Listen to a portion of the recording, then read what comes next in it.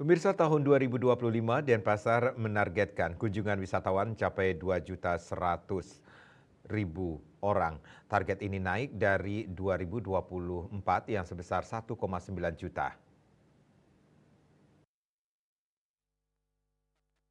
Kepala Dinas Pariwisata Denpasar Niluputu Riastiti mengatakan, tahun 2024 Denpasar menarget kunjungan wisatawan sebanyak 1.945.896, 408.611 diantaranya wisatawan asing dan 1.537.285 wisatawan domestik.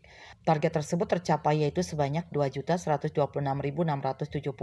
yang mana realisasi wisatawan asing yang datang sebanyak 528.106 dan domestik 1.598.564. Untuk mencapainya, promosi pariwisata tetap dilakukan dengan berkolaborasi dengan pelaku usaha untuk mengadakan promosi tabletop direct selling. Sementara pemerintah berupaya melakukan peningkatan kapasitas dan kualitas industri karena dengan efisiensi yang diinstruksikan, maka diakui ia tidak bisa melakukan promosi secara langsung.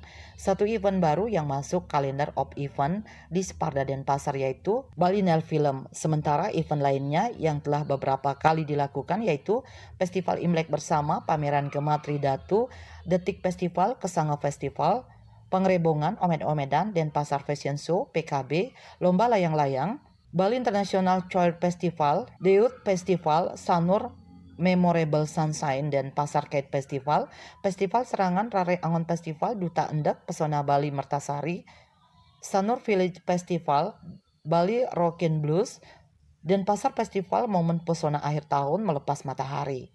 Event yang dibuat diakui lebih banyak menangkap pasar domestik, sedangkan untuk menggrab pasar asing, kolaborasi promosi dengan para pelaku pariwisata, sementara yang fokus didorong.